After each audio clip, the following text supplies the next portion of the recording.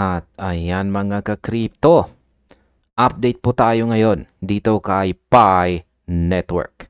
At meron din po tayong isang bagong balita dito kay Pi Network na siyang ating pag-uusapan sa video na ito. Kung saan ang sabi rito ay Pi Network hits second migration milestone amid rising exchange reserves.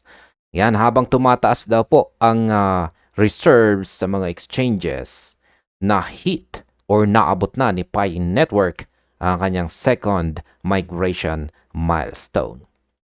Dito naman po sa kanyang daily chart time frame, nakikita po natin na nitong mga nakaraang araw ay nag-consolidate lamang po ang kanyang presyo o yung kanyang galawan ay nag-consolidate lamang dito sa ilalim ng major resistance natin na 1.9262.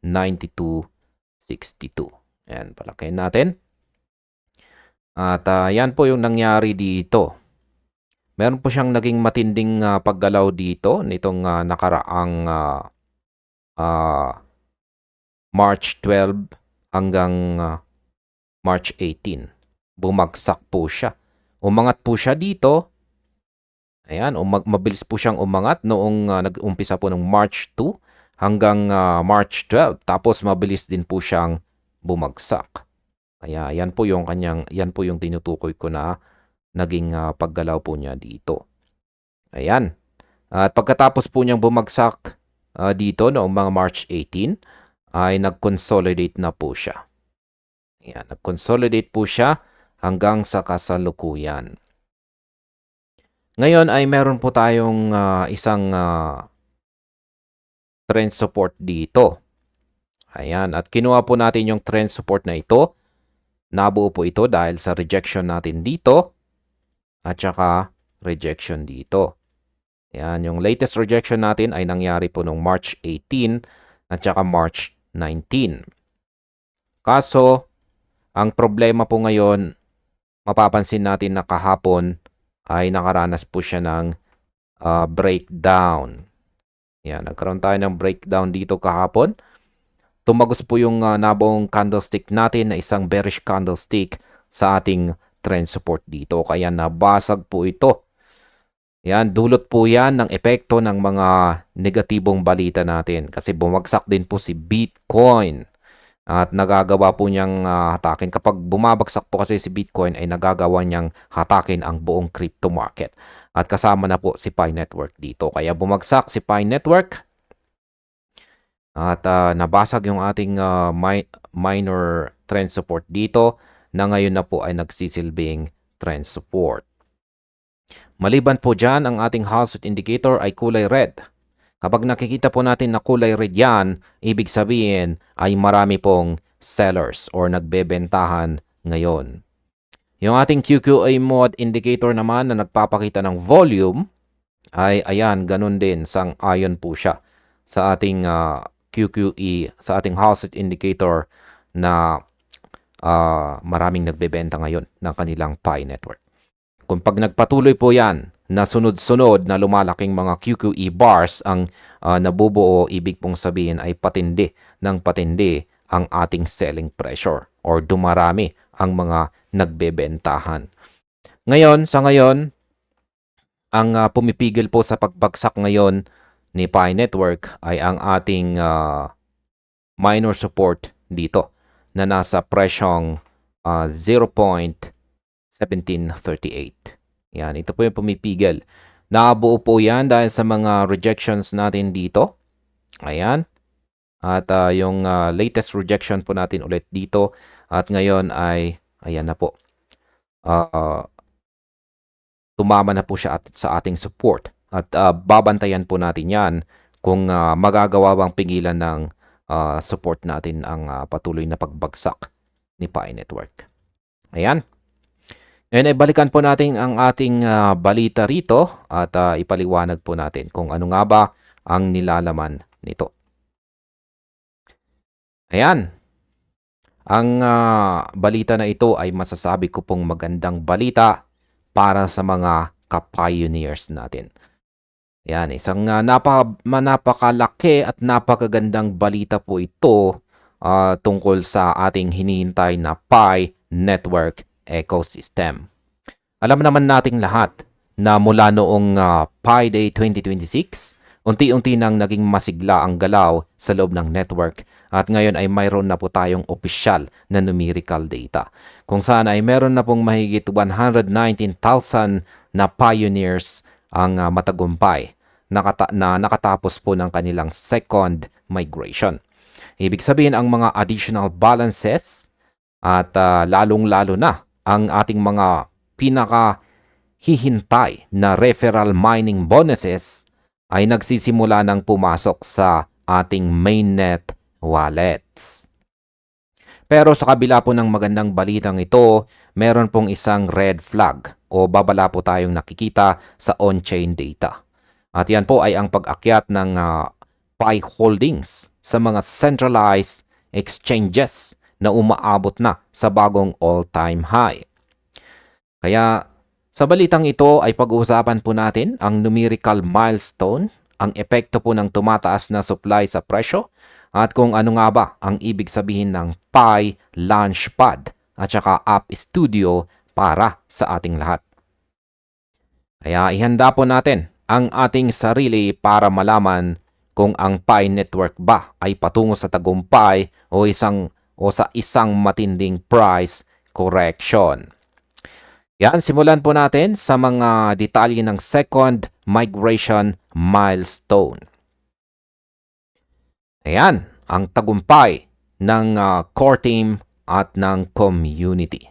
Yan, ito po ang second migration milestone kung saan ay ulit mahigit 119,000 na pioneers na ang nakatapos ng kanilang second migration. Ngayon ay bakit po ba ito naging matagal at komplikado? Ayon po sa blog ng Pi Network, ang second migration po kasi ay nangangailangan ng extensive technical preparations. Yan. Hindi lang ito basta paglipat ng barya. Kinailangan nilang i-compute ang mga referral bonuses na nakabatay po sa KYC status ng bawat miyembro ng ating referral team. Dahil ang bawat mining session ay may iba't ibang rate para sa bawat individual, ang computation po ay naging complex. Kaya sa aking opinyon, ang pagdating po ng 119,000 pioneers na milestone na ito ay isang matibay na pundasyon na buhay ang project.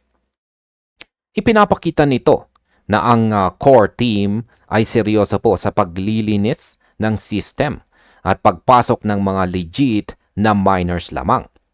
Pero kailangan po nating tandaan na habang dumarami ang nagma-migrate, lalo pong lumalaki ang circulating supply. Ang numerical growth na ito ay paborable po para sa ecosystem dahil mas maraming tao ang pwedeng gumamit ng Pi sa loob ng App Studio. Pero ito rin ay isang pagsubok sa presyo kung ang lahat ay magpapasya na magbenta na lang imbis na gamitin ang token. Pag-usapan naman po natin ang record-breaking na 42 million Pi sa mga exchanges.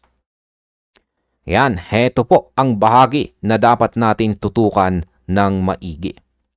Ayon po sa data mula sa PiScan, yan, at saka BN Crypto dito, ang source po ng ating balita, ay ang Pi holdings sa mga exchanges ay umakyat na po sa record-breaking na 42 million tokens ngayong March 2026. Kaya ayan po yung chart na nakikita natin dito.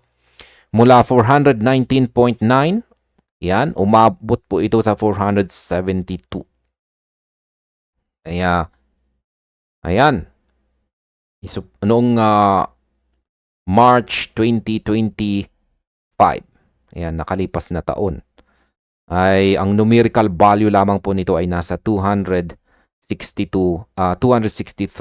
million Pi lamang.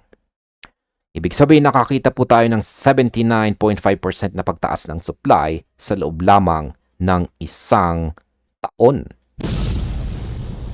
Ayan. Ngayon ay ang tanong ay bakit nga ba ito mahalaga? Sa mundo ng trading, ang pag-akyat po kasi ng exchange reserves ay karaniwang bearish na signal.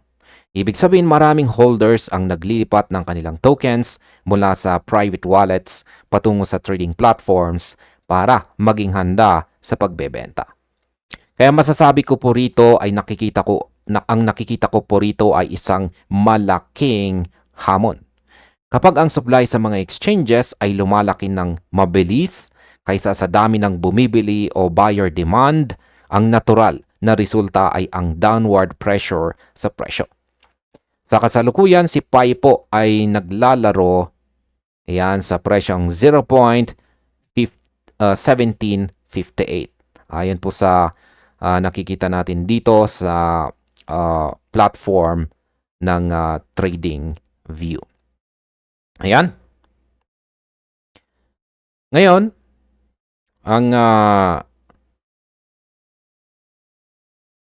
ang numerical reality na ito ay dapat pong magsilbing gising sa mga nag-i-expect ng mabilis na yaman. Ang pagdami po ng supply dahil sa second migration ay kailangang matapatan ng matinding real-world use case para hindi po tuloy ang bumagsak ang halaga nito. Ayan, pag-usapan naman po natin ang tungkol sa Pi expansion, kung saan ay ang Pi Launchpad at saka ang App Studio. Sa kabila po ng ingay sa presyo, patuloy po ang pag-unlad or development ng technology. Ang Pi Launchpad ay live na ngayon sa testnet. At ang mga predictions sa Pi App Studio ay nakakuha na ng mainnet functionality simula po noong Pi Day 2026. Ito ang paraan ng network para ma-absorb ang supply. Sa halip na ibenta ang Pi sa mga exchange, hinihikayat ang mga pioneers na gamitin ang kanilang tokens sa mga apps, games at saka services sa loob ng network. Ang numerical success po ng Pi ay hindi na lamang po nakabase sa trading volume, kundi sa utility. Masasabi ko po rito ay naniniwala ako na ang App Studio ang magiging tagapagligtas ng presyo ni Pi. Kung ang mga apps na ito ay magiging sikat at kailangang gamitan ng Pi, magkakaroon po tayo ng organic buying demand. Ang problema lamang po natin ngayon ay ang timing. Ang bilis ng pagpasok ng bagong supply mula sa second migration ay tila mas mabilis kaysa sa pag-adapt ng mga tao sa App Studio. Kaya naman nakikita natin ang numerical gap sa pagitan ng bagong supply at ng demand. Ang taong pong ito, 2026, ay magiging isang survival year para kay Pi. Kung kakayanin ba ng ecosystem na ubusin ang supply na inilalabas ng core team. Yan, sa kabuuan, ang aking opinion po tungkol dito ay kailangan pong maging balanse ang ating pananaw. Ang pagkakaroon po ng 119,000 pioneers sa second migration ay isang tagumpay sa aspeto ng technology at saka community engagement. Gayunpaman, hindi natin pwedeng baliwalain ang 472 million Pi na kasalukuyang nasa mga exchanges. Ang numerical trend na ito ay nagsasabi po sa atin na marami pa ring pioneers ang mas gustong maging liquid kaysa mag-hold para sa utility. Yan, kaya ang presyo po ngayon ni Pi Network ay nasa isang critical na price level. Kung magpapatuloy po ang pagpasok ng mga tokens sa mga exchanges at hindi po ito matatapatan ng matagumpay na launch sa Pi Launchpad, baka makita pa natin ang mas mababang presyo. Pero para po sa mga long-term believers, ang pagbubukas ng mainnet functionality sa App Studio ang tunay na pundasyon ng project. Kaya ang aking masasabi po rito ay bantayan po natin ang ratio ng migrated Pi versus exchange inflow. Huwag po tayong magpadala sa hype at lagi po nating tingnan ang numerical data bago po tayo gumawa ng desisyon sa ating holdings. Ang Pi Network ay nasa gitna ng isang napakalaking transition at ang susunod na ilang mga buwan ang magdidikta kung magiging isa itong global standard o mananatiling isang speculative asset. Ayan, balikan po natin ang ating daily chart time frame dito kay Pi Network para ipakita ko po sa inyo kung ano ang aking analysis sa posibleng magiging galaw na kanyang presyo sa mga paparating na araw. Ayan. Kung magagawang pigilan po ng ating minor support ang pagbagsak dito ni Pi Network, masasabi kong mauuwi lamang po ito sa pagko-consolidate dito or magsa-sideways po siya sa pagitan ng ating resistance na 0.1962 at saka 0.1738. At ano po ang dahilan? Ang dahilan ay dahil po kasi ang ating mga indicators dito, yan, katulad po ng ating hazard indicator, ay nagpapakita po ng mga bearish signal.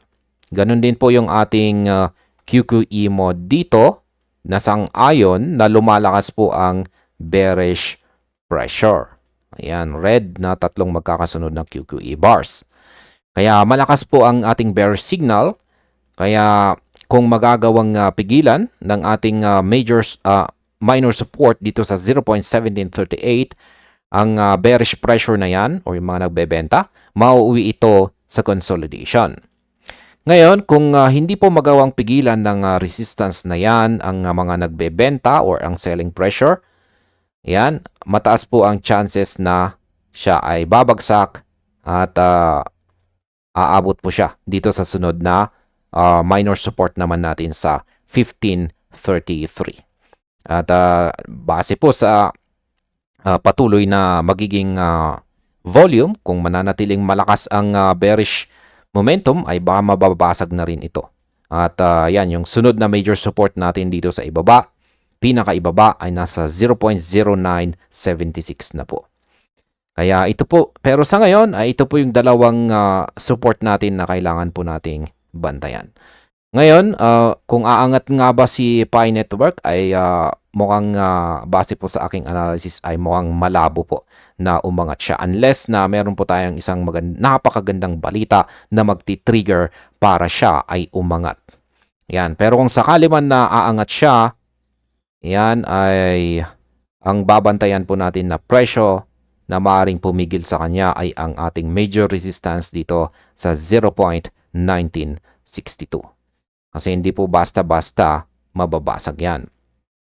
Yan, pero sa mga aking mga projections dito is mukhang sa tingin ko ay baka mababasag po talaga yung ating minor support dyan at babagsak siya dito sa sunod na minor support natin na 0.1533. Yan po yung possible na mas mataas na chances na nakikita ko na magiging galaw ni Pi Network sa mga paparating na araw. Ayan, hanggang dito na lamang po tayo sa video na ito mga ka-crypto. Marami pong salamat sa panonood.